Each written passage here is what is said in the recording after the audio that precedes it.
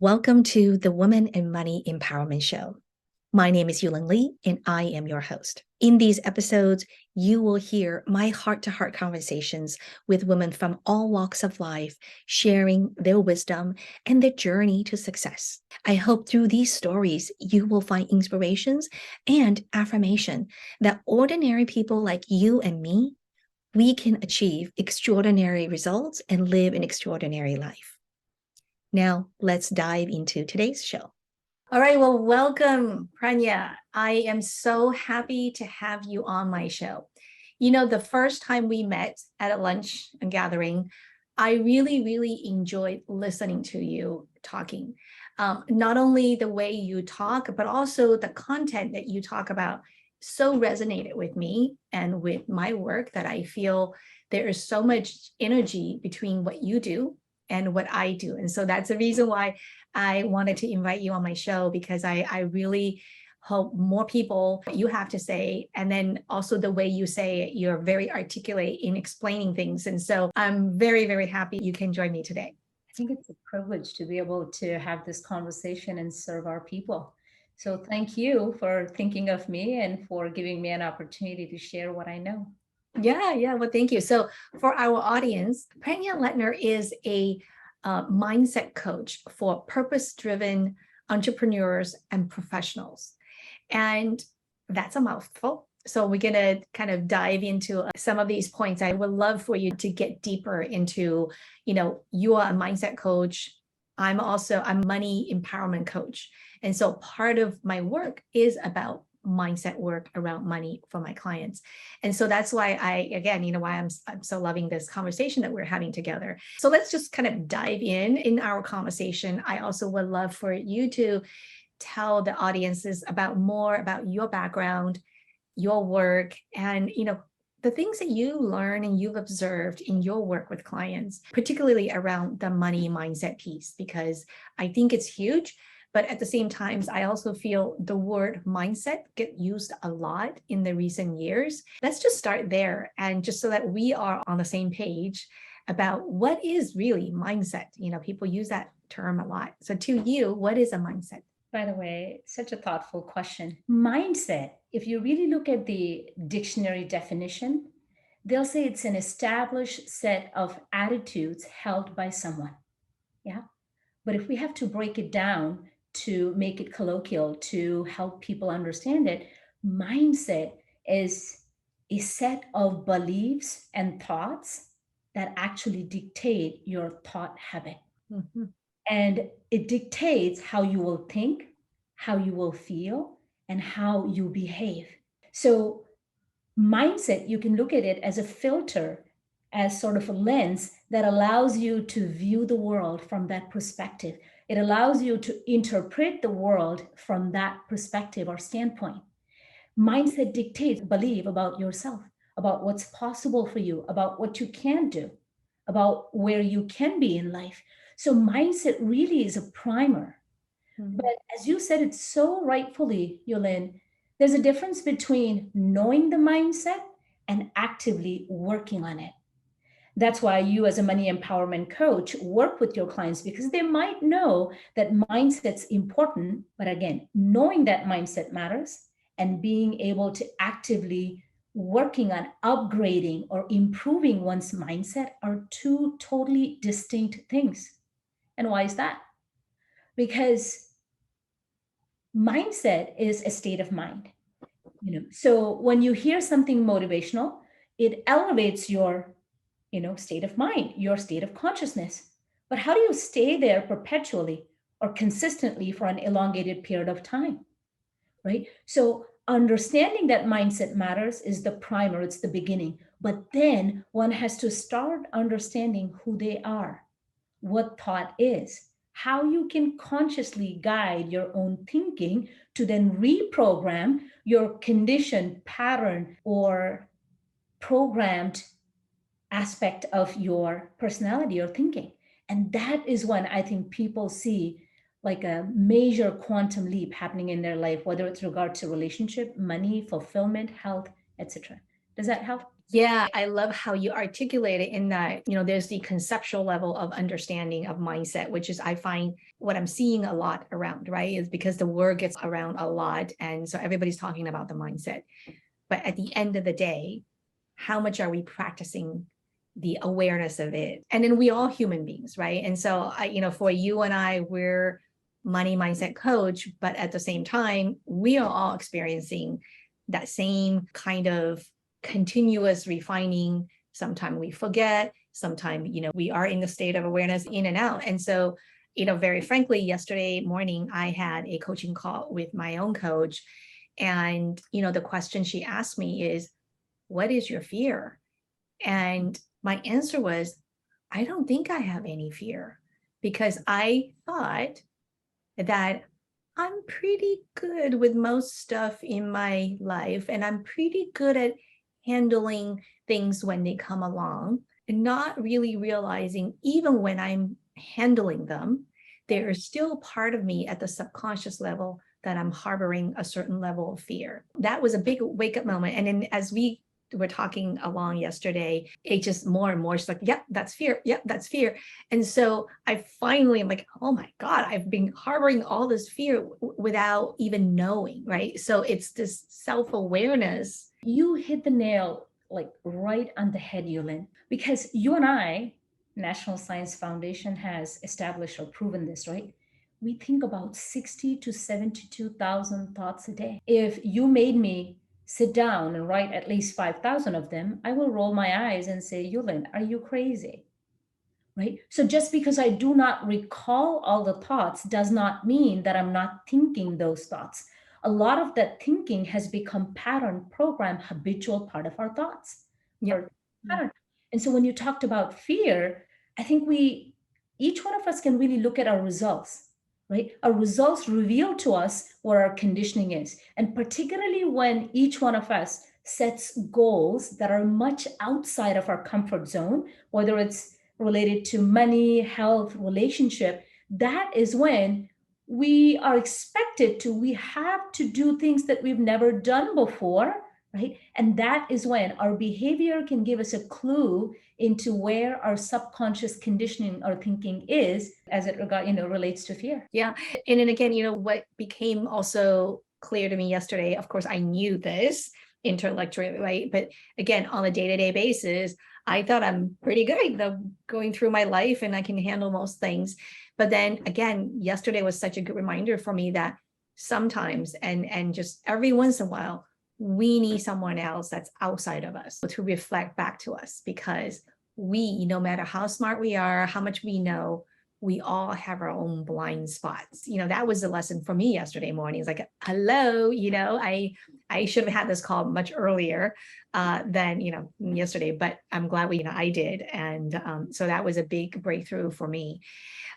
So as we're talking about money mindset, can you share how did you get into this line of business? For me, Yulin, I studied biomedical engineering as a pre-medical student, but then somehow I realized that I do not believe in just pop a pill approach.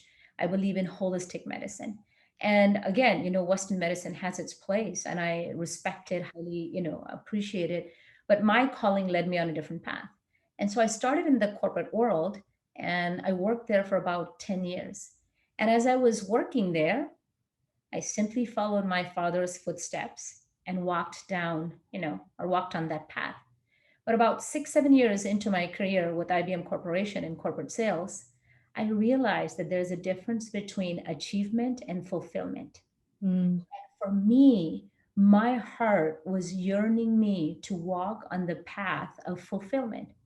But again, as you and I both know, fulfillment comes from first identifying what is of meaning or significance to us and being then in the active pursuit of it. That's how the fulfillment, you derive fulfillment or feel fulfilled.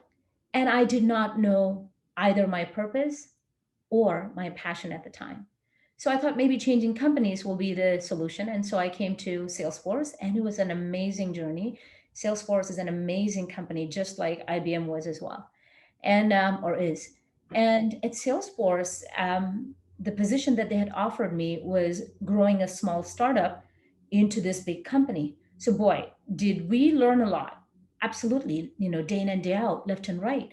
But when I made the shift from IBM to Salesforce, that is when it was clear in my mind that this is a stopgap solution, that my purpose is something else. And that is when I started working on myself. And when Mm-hmm. I started working on myself is when I came across the very fact that I create my results in life 100% of the time, that Mm-hmm. my mind is not my brain, that Mm-hmm. it's a relationship of my mind to my behavior to my results. I mean, what is my self image and how does that influence my results in life to the extreme degree? And when I started understanding it, Yulin, that is when I felt like, oh my goodness, this is such powerful information. What will happen if people really became aware of it? And if they started creating their results in life consciously, deliberately? And that's when I realized that I discovered my purpose. And after me being my very first client and a guinea pig, I had amazing results. And so 2018, I decided that this is exactly what I want to devote my life to. And it's been an amazing journey. I'm very grateful for it. Thank you so much for sharing that journey, because I do think a lot of people probably share the similar yearnings as you have had, especially, for people out there who are maybe in their late 30s, 40s. I find this is a transitional phase in our life. If I think about the different life phases, right?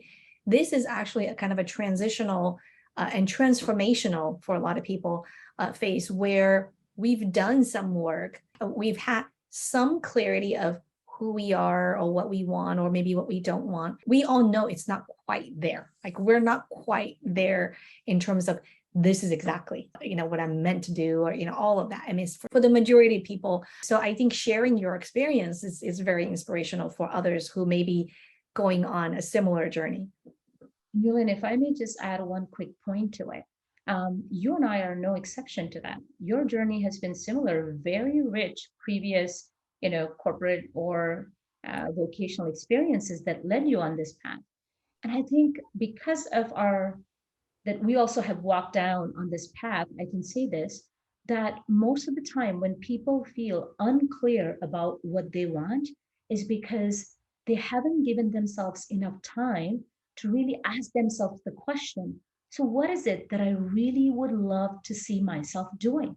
What is Mhm, it that's my passion, my purpose? What do I want to devote my life to?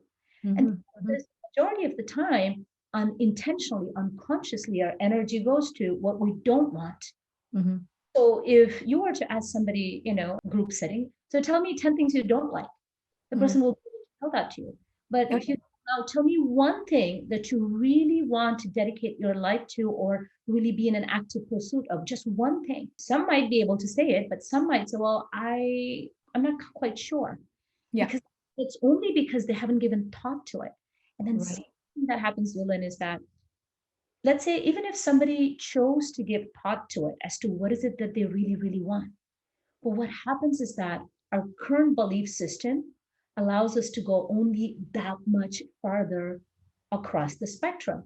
We don't take the lid off of our mind and don't let our imagination go to what's possible, because the moment our imagination goes there, our conditioning says, but that's not possible. But how Right. can you do that? You know, X, Y, and Z reasons, right? Right. Right. So I think my only request to people who want to do something different in life would be, take an inventory. What you're doing, are you really happy and satisfied with it? Then continue to grow and become a master at it. But if not, then give yourselves the chance and have trust and knowing that your heart, your soul knows the answer. You just have to provide listening ear to it. And after you provide the listening ear, then you have to work on yourself to become that person who can accomplish that goal. And that is really the whole, journey anyway, about growth. Yeah. And I think, what you just said, so much in alignment with, I was looking at your LinkedIn profile, and I noticed one of your posts that says, want your life to change, you have to change, right?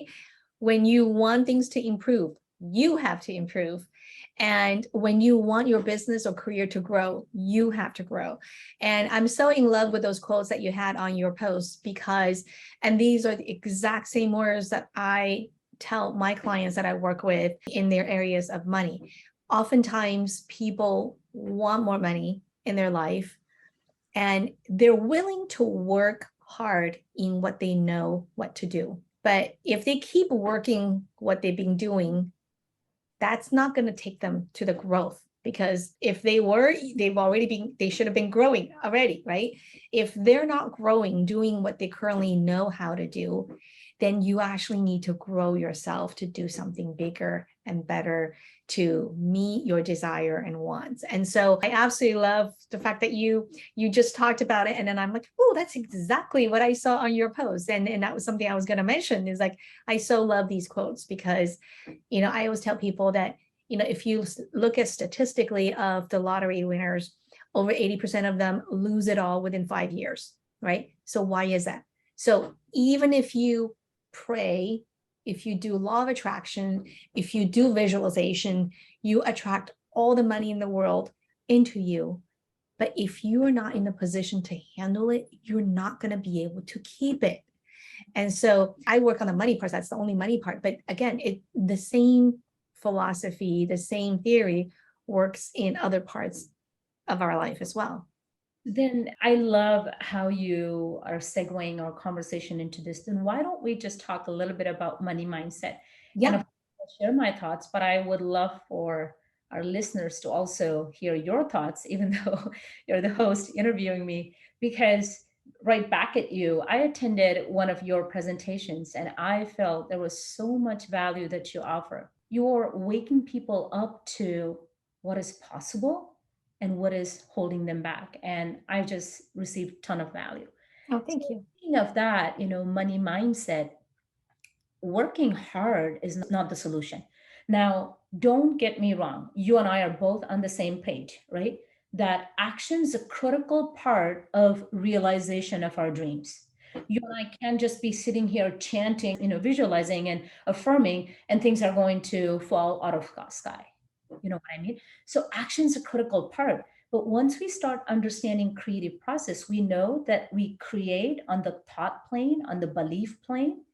So there's thinking, there's feeling, there's vibration, and that's where we create, and with action we receive. So if we are finding ourselves stuck, then doing more of what we have been doing will create more of what we have been receiving up until that point. So I'm 200% with you. But that is where I think, Yulin, people ultimately have to kind of seek this self education where they start understanding who they are. And the language and the terminology and the verbiage might differ, but the concepts are the same. You and I, all of us, we're beings. Mhm. Call it spiritual being or an emotional being. And we live in a body.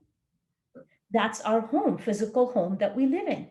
And then Mhm. we have intellect, where we have our thoughts, and then we emotional body, where we have our feelings. So once we wake up to that self, that being, and we're able to guide our thoughts, our feelings, our beliefs, because what's a belief?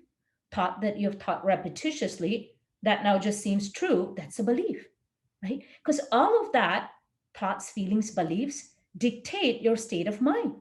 That Mhm. people in a layman term would refer to your expectation, your attitude, your grit, your persistence, your discipline, your determination, your decisiveness. All of these things, where are they, Yulin? They're not on your body, they're not on my body, they're in there on the invisible plane. Mhm. And but on contrary, somebody can also be with lack mentality. And that's what will lead us to the money mindset. Lack mentality, frustration, feeling defeat in their heart, irritation, feeling that it's a lost cause.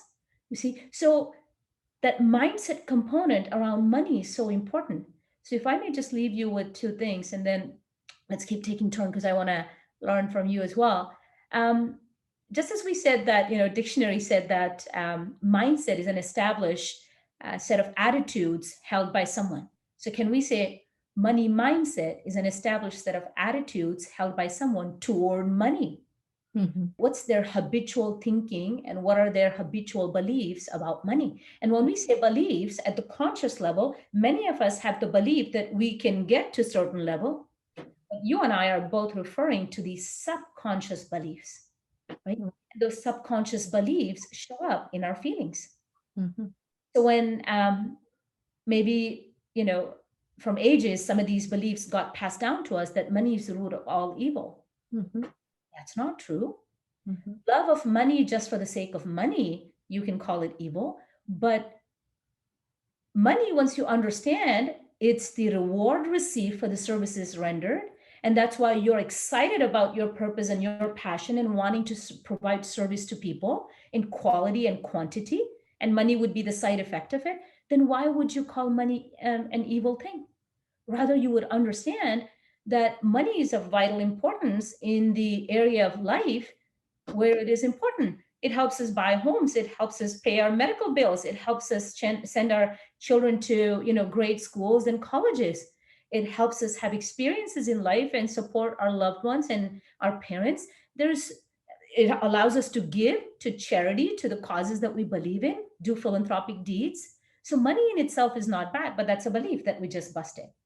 Right? Mhm. Mhm. Another belief that people think about is that people who are all about creating wealth are greedy. No, not necessarily. There might be a few that you might have seen or observed.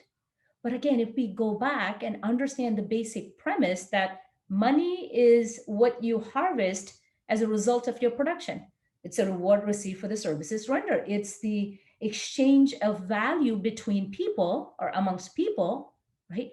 Then why is wanting to create wealth a bad thing?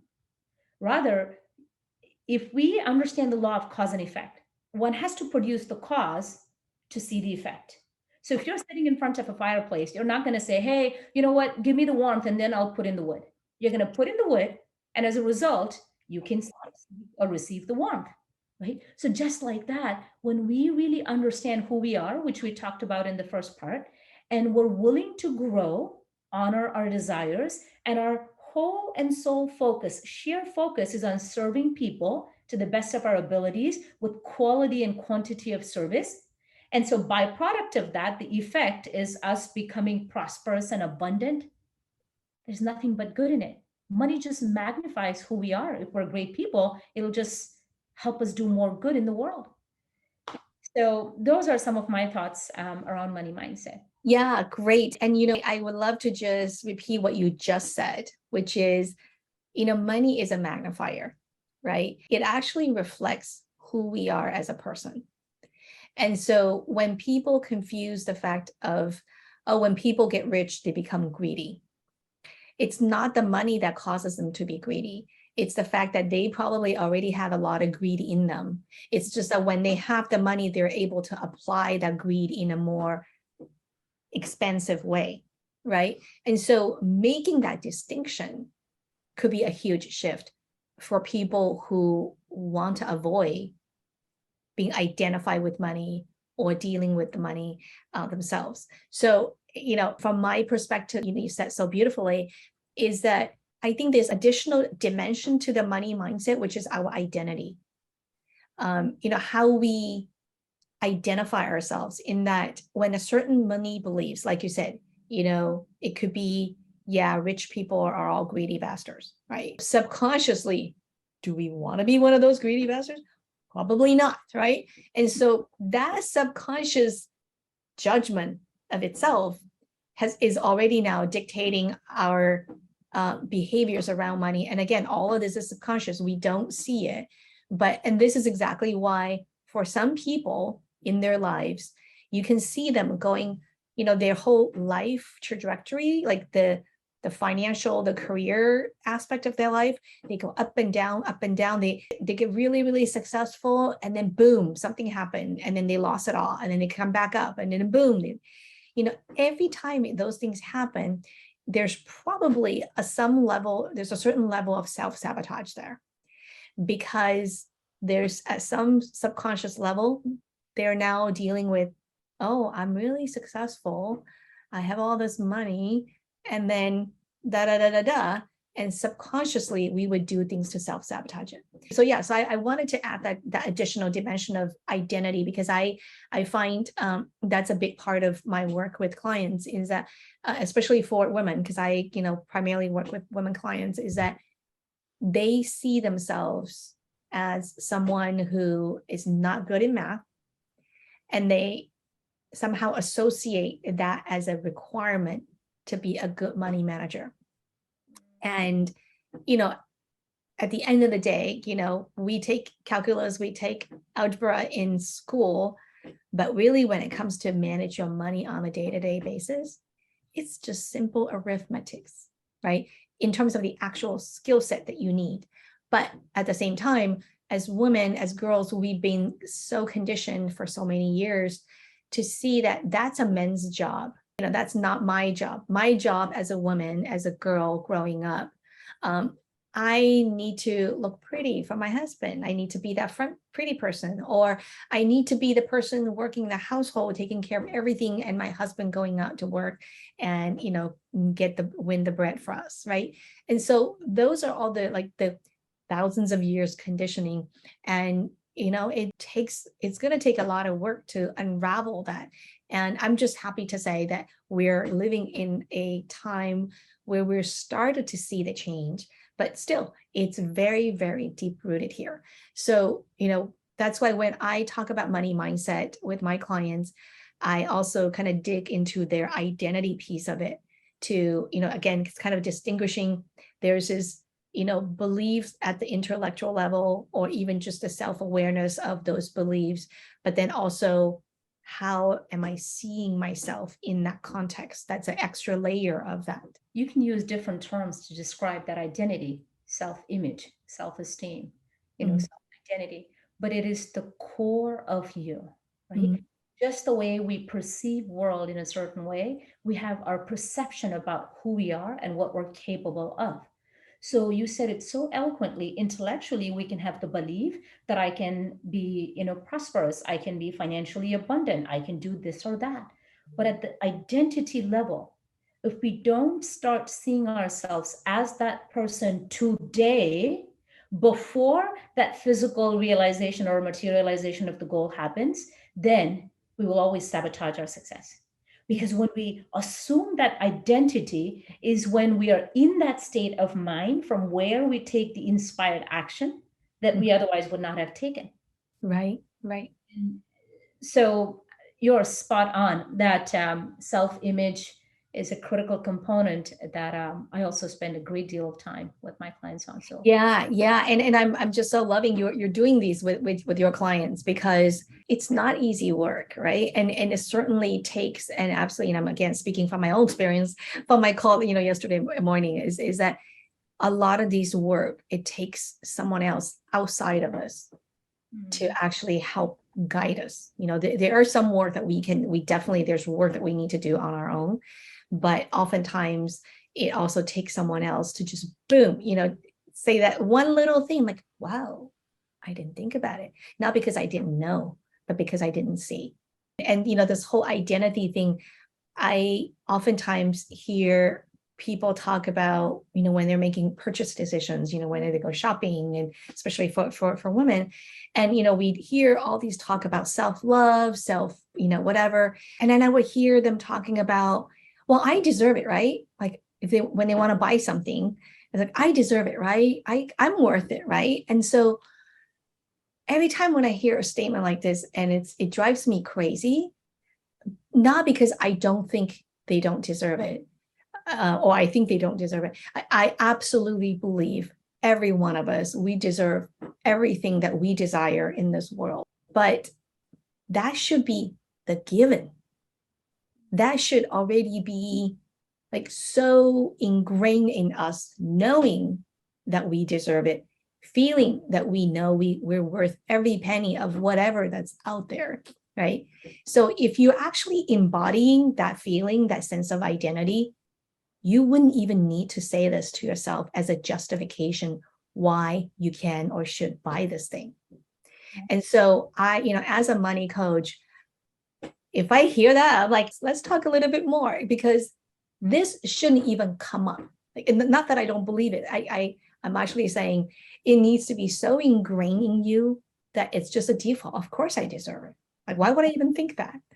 And that's part of what I talk about, like as a kind of an identity, like you really, really embody your beliefs. Yeah.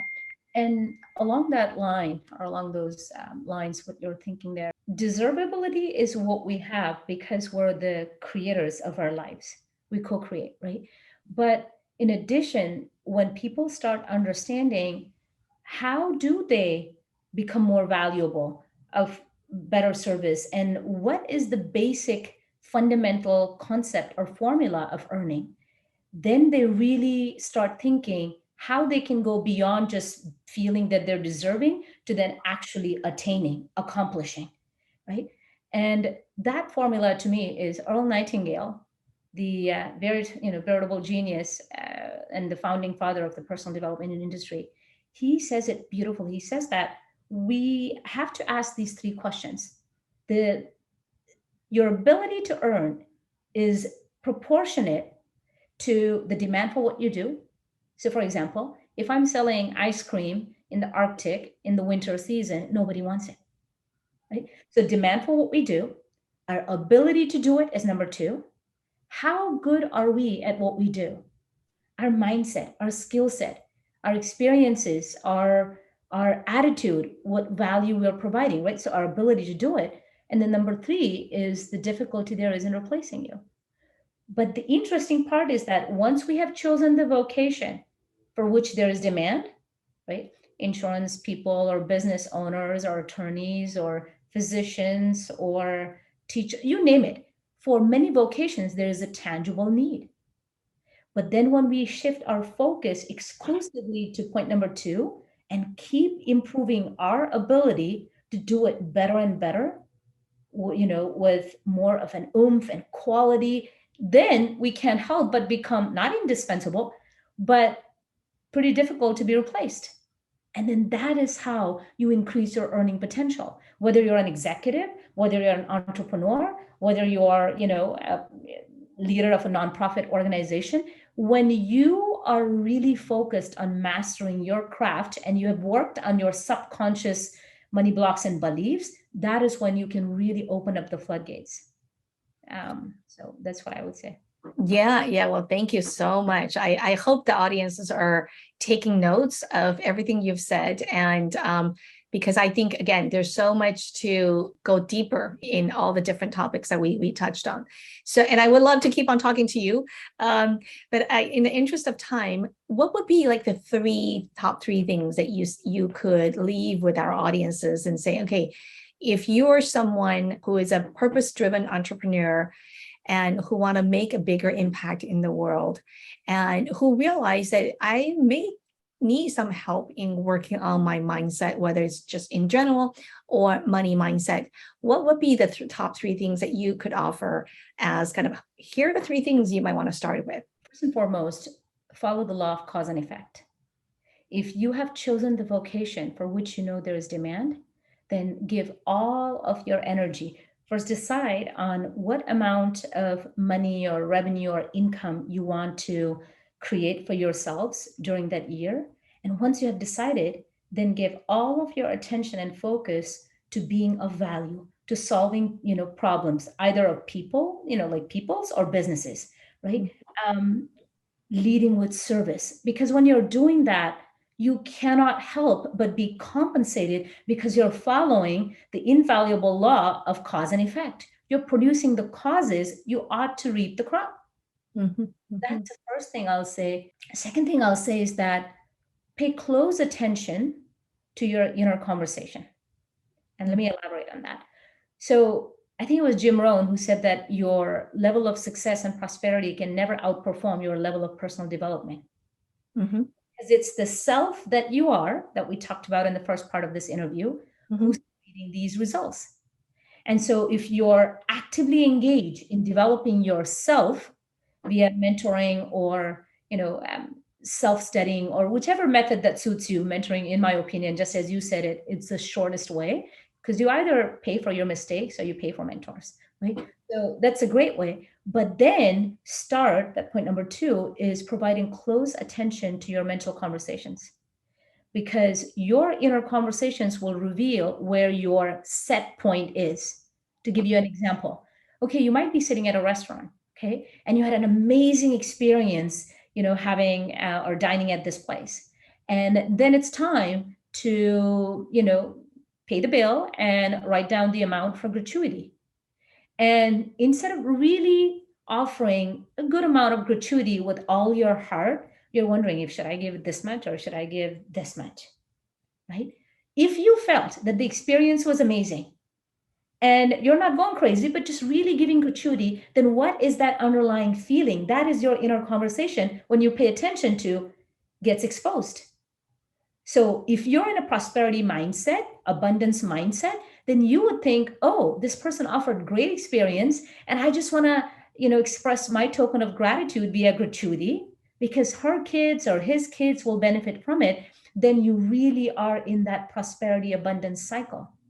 Think about it, Yulin, when we take a breath, do we hold on to it? Or when we're exhaling, do we keep doing that without taking breath? No. So we breathe, inhale, exhale, inhale, exhale. So just like that, when we're so focused on earning by providing value, it's also okay and actually encouraged to use that money for right reasons and feel good about it when you're doing that, right? Because that will reveal where your set point is. You will kind of get preview or sort of a peek into your inner conversation. So that'll be the second one. And the last thing I'll say is that, ask yourselves the question, why do you want the money that you're saying you want to have? Get really intentional about it, okay? Not just I want this much amount or this much income or this much revenue. Why? What life experiences are you going to then create or enjoy? Is there any valuable asset that you're going to buy, right? And when you have that clarity, then you can start thinking, how will it feel when you have done that? So let's say you wanted to take your parents on a beautiful trip to someplace, and that's why maybe you're earning the amount that you want to earn, or you want to buy your very first home or a second, property, whatever the case might be. Then how does it feel to experience that outcome? And then bring that feeling with you in the now moment, because then you're operating from the sense of already having it within you in your state of mind. And that can lead to inspired action, that can lead to tenacity, that can lead to overcoming failure, that can lead to persistence, a lot of things. So have the feeling, and then you also will not be so focused on money for the sake of it, but what money allows you to do. The philanthropy, the causes you support, the good in the world, supporting your family, leaving your legacy behind. So those are some of the things that come to my mind. And in closing, I'll say that, no matter where you are, that is the starting point. No matter where you are, that is the starting point. And if you're willing to educate yourself, I think, again, it was Jim Rohn who said that if you want to get better at something, you must undertake that topic and study it. You want to do well in money and financial things, then you've got to study that as a topic. You want to do well in relationships, you've got to study that. You want to be better in your health, got to study that. And then I'll close it out on this. As you said it, Yulin, so beautifully, it's not just knowing it intellectually, packing all this knowledge in our conscious mind, because you and I both know conscious mind is responsible for only 2 to 4% of our results, right? It's the subconscious that runs us on autopilot 96 to 97% of the time. So once you have understood this knowledge, then see for yourself, are you embracing it? Are you embodying it? Is your behavior depicting that you know this information, that you've studied it because you're internalizing and applying it? So that's what I would say. Very beautiful. And I was taking notes. So just to recap, that the three things that no matter where you are in your life, those are the three places where you can start if you want to get on this path of growing yourself to meet whatever needs you have. And number one is follow the law of cause and effect, knowing you reap what you sow, right? Essentially, is if you are solid on the value that you provide, then you will be rewarded handsomely. And then number two is pay attention to your inner voice, your mental conversations. And again, I think that's one of those ones that I think people know it, but to actually day to day observe it is I think that's the challenging part for all of us, as human beings. And so that is so beautiful that you brought this up. And then also, you mentioned something about the set points. And that is such a critical piece that a lot of people, especially entrepreneurs, when they don't understand it, is when they're in their business, they are having a hard time charging other people, or having to justify certain things. A big part of that is their own set point is way too low, right? And so they're not used to playing big, but then mentally they want to charge here. Their own psychology, their own psyche, their mental state is actually only here. So by listening to those inner conversations, this is where we can recognize where it is our current set point and how can we expand that to the level that we actually also want to be able to charge other people. So thank you so much for that. And then also ask the why question, right? Is why do we want something? And I think, as you said it so beautifully, that if you are clear about your own vision, then it also help prevent us from drifting, because we all do, as humans, we get focused on something, we go down a certain path, but over time we get distracted and we drift. But it's really the knowing of our deep why that will actually keep us on track. So thank you so much. And you are such a great interviewer. You summarized everything so well. If I may leave our audience with just two parting thoughts, especially as you brought up, the point of charging. I think, Yulin, when you and I know that we're providing more in service value than we accept in cash value, aka how powerful your service is, how it causes transformation in people's lives, and you're focused on providing multiple, or value that's multiple of what they're paying in cash value, you wouldn't blink an eye, because you just know, right? And if, again, on behalf of Yulin and myself here, if I may just ask our audience, even though we talked about money, and money is vitally important and it's the life energy and all of that, we also got to be so mindful and grateful of things that money cannot buy. Mm-hmm. And those things are our loved ones, our health, the time that we have on this planet. And when we have that sort of a balanced attitude toward money, we would be so excited to become prosperous and abundant because we can do more good in the world and leave a legacy behind, but never be possessed by money. Yeah, thank you. What a beautiful summary. Thank you so much. And I hope for all the audiences who's been watching this recording, I hope our conversation has served inspirations and then maybe also empowerment to inspire you, to empower you to take action, to take inspired action to get whatever you are desiring in life. That could be love, that could be money, that could be anything that you deserve. You deserve everything in this world. And we just have to put our inspired action behind what we say we want. So thank you again, Pradnya, for joining me. And I look forward to speaking with you soon at another time. This was such an invigorating conversation. So thank you very much for having me here. Thank you, Yulin. Did you say you have something that you would like to offer our audiences before we close off? And also for people for inspired and purpose-driven entrepreneurs and corporate professionals, if they are looking for mindset coach, where do they find you? I would invite people, if this conversation has resonated with them, then just connect with me, or multiple things. One of the two things you could do, connect with me on social media platform, either LinkedIn, Facebook, or Instagram. I've also created a community called Growth and Fulfillment Mindset on Facebook. And this is the community where I won't be doing just quantity. I will be very thoughtful with my work, but every single piece of content or video or training or mini trainings or master classes that I'm putting there would really help you understand how mindset is critical piece in creating any aspects of your life. And then lastly, I'll say I have put together an entrepreneurial success mindset habits, and then professional or vocational success mindset habits. So if you want that, then I will provide the link to Yulin here, and you can simply download it from there, and that way I can be of value to you. So again, Yulin, this was a very invigorating conversation. I so appreciate you giving us both an opportunity to talk to our audience. Yeah, great. Well, thank you. Again, if people search your name on any of the social media platform, they'll be able to find you. Is that right? Well, thank you again. Talk soon. Yep. Take care.